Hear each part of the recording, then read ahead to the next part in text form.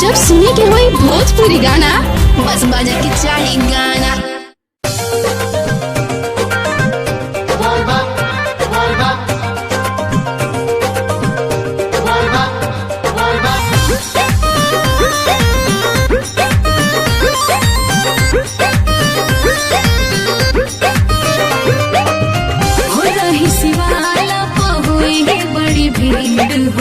कैसे तू चिन्हवा लागल फिकीर हो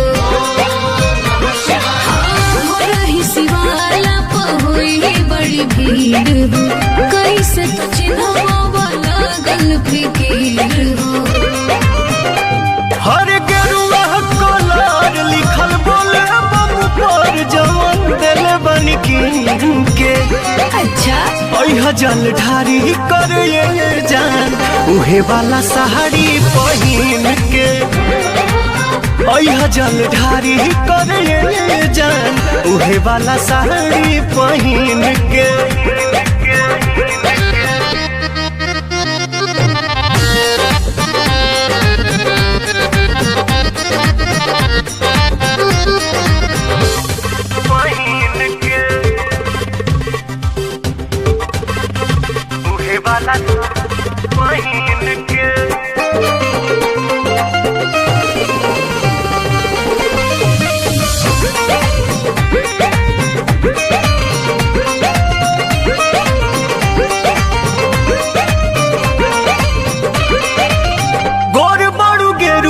कलर तोहमें खुली कहली हटी गरी चंदन के गोली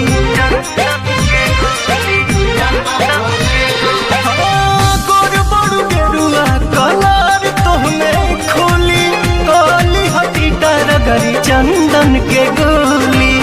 सावन महीना जब से चढ़ गइल बा भक्तिया भाव दिल में भर गइल बा मंदिर के फेरी तू लगई है बच बेरी अपना नमुरी पगिन के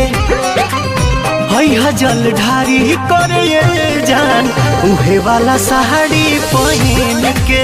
अच्छा जल ढारी कर ये जान उहे वाला साड़ी पहिन के।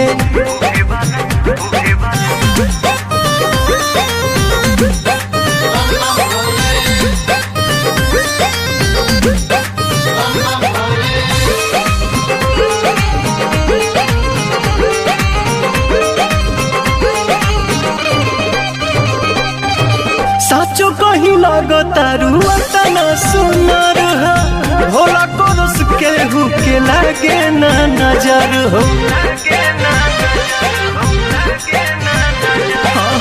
साचो कहीं लगता रुआ तना सुनर हो बाबा कोरस केहू के लागे ना नजर हो।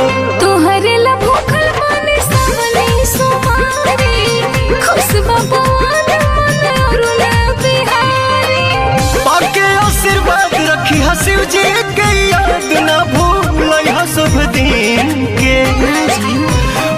जल ढारी कर ये जान उहे वाला साड़ी पहिन के। ठीक बाजी जल ढारी कर ये जान उहे वाला साड़ी पहिन के। ओके